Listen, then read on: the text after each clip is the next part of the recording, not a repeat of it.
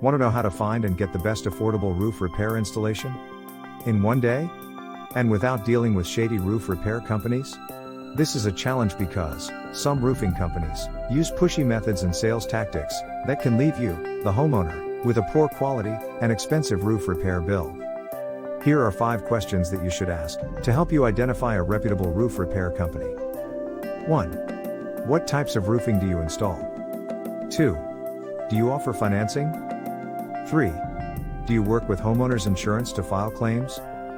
4. Do you have a current license to do this work in my area? 5. Can you give me 2 or 3 references to check?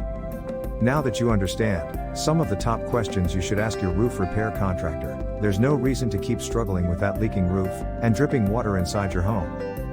Ready to get help with a reputable roof repair contractor? Visit us online and follow the link below.